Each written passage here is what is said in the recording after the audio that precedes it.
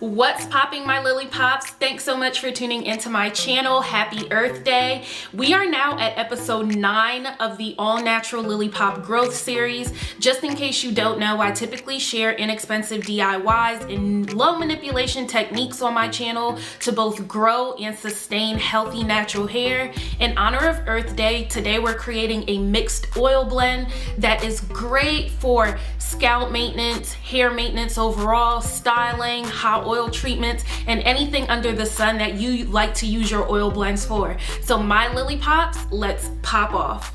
So let's get into blending. The girl has the glasses on, so you know this is a big deal, okay?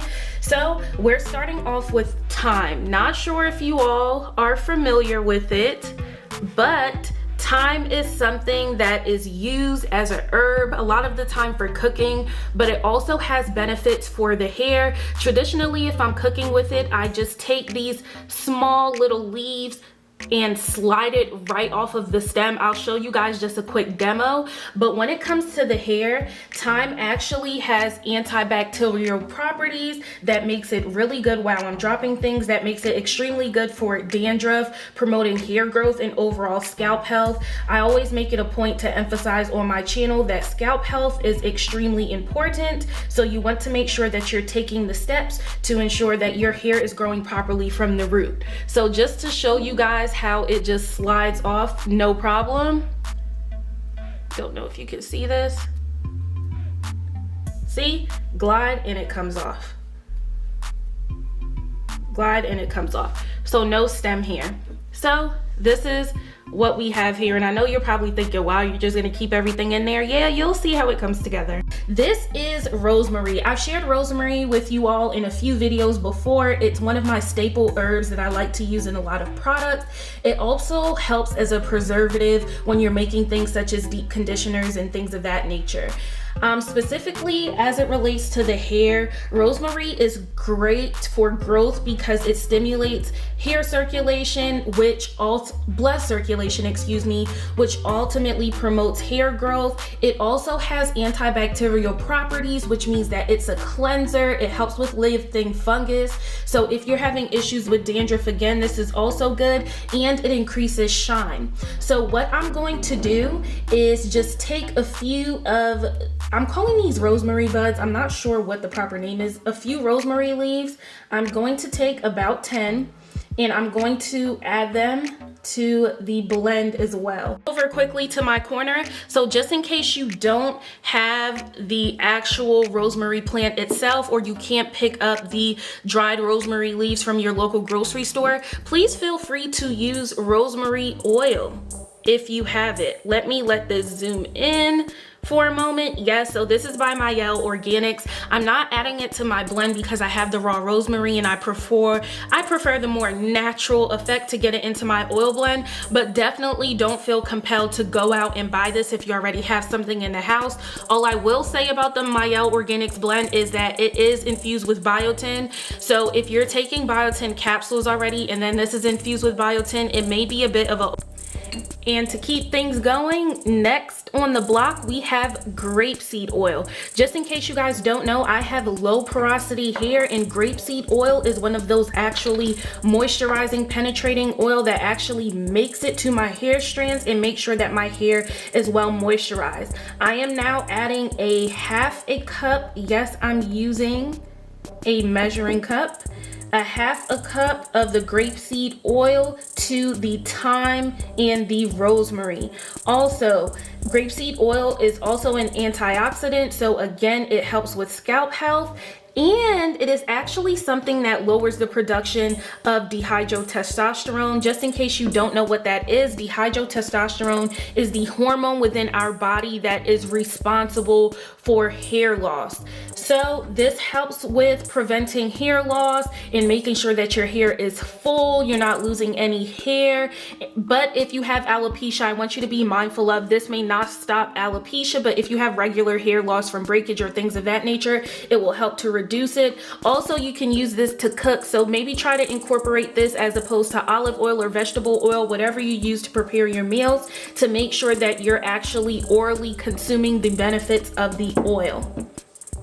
And that moves us on to sweet almond oil, another carrier oil that is great for low porosity hair. I love it as well. It actually penetrates the hair strands for me. It is not too heavy, and one of the things that I love about this oil is, surprising enough, it does not leave your hair like extremely oily. I know that's kind of weird. An oil that doesn't really leave your hair oily, I mean oily as in weighed down. It's light, so you get a great balance. And again, we're adding, I'm sorry about that, it is a 1/4 cup. The measurements are a 1/4 cup. So I'm adding a 1/4 cup of sweet almond oil to the mixture as well. Now, remember what I just told you guys about using what you have in your home. So I've had flaxseed pills for a long time. I'm talking about the dietary supplements, which has the flaxseed oil in them. When I started making this oil blend, I decided that I am just going to use the flaxseed capsules to create the oil blend instead of going out and paying $8 for the actual flaxseed oil. You guys are going to need a knife to get the oil out. I want to make sure that you're being careful. Of course, if you have the oil itself within your kitchen, then you don't have to go through this.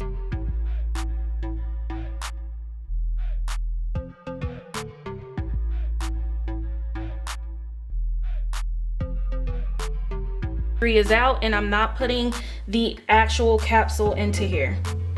So you guys see, we have this. This is our oil blend so far.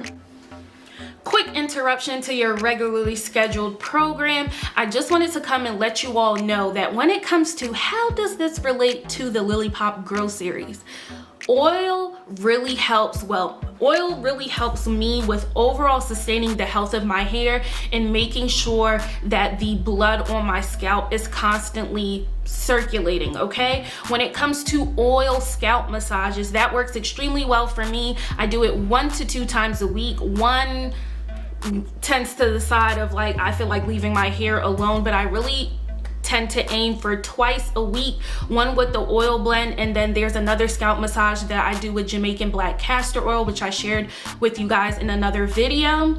And ultimately, this really helps me with just promoting growth, and then the nutrients from the different oils and the different ingredients aim to make sure that my hair strands are strengthened and my scalp is properly cleansed. There's no dandruff buildup, there's no itching sensation, which is just horrible for me. I cannot stand an itchy scalp, and I feel weird about like really scratching my scalp in public. It's like, is she good? Like, yeah, I'm good. My scalp's just itchy. So this has really helped me a lot. Back to your program.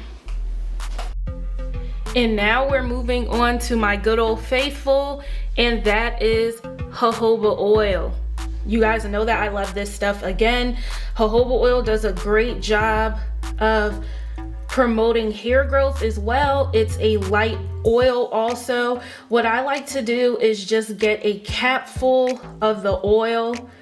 This is like going to take forever. This could essentially amount to about 20 droplets into the actual concoction directly. So I have half a cap full. I'm just gonna do the remaining 10. 1, 2, 3, 4, 5, 6, 7, 8, 9, 10.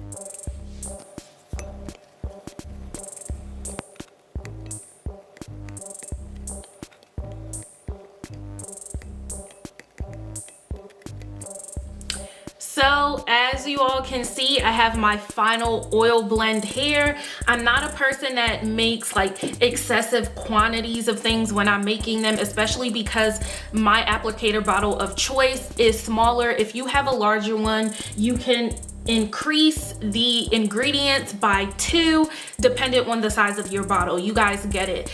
Oil blends in general do really well in applicator bottles that have a traditional nozzle that has a small opening, which makes for ease application, as you can just put the nozzle into your scalp, squeeze the bottle, and let it release.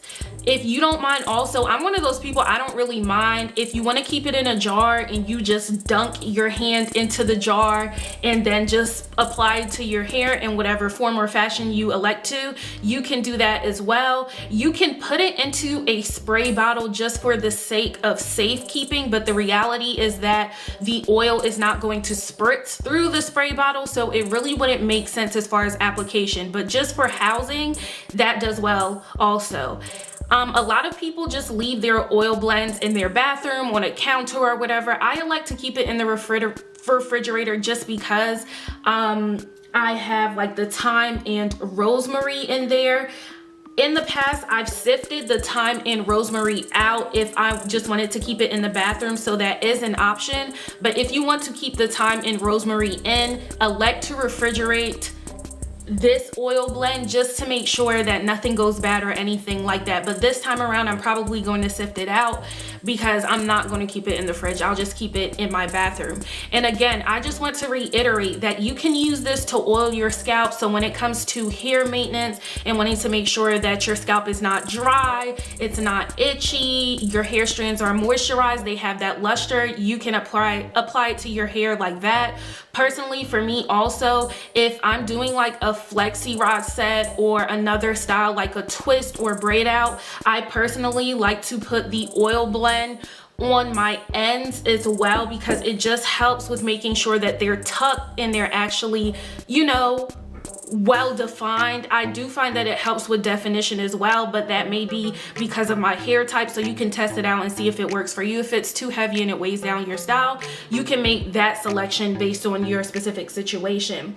Also, this can be used for hot oil treatments. So for those of you that are not too familiar with hot oil treatments, it's basically when you just dampen your natural hair with water and then apply an oil to it, allow it to sit on your hair. You can elect to go under a dryer on a cool to medium setting, or you can cover your hair with a traditional shower cap or plastic bags to create a heat simulation to make sure that you're getting some form of steam going. You leave that in for 30 minutes and then you rinse it out and you can go into your traditional wash day process.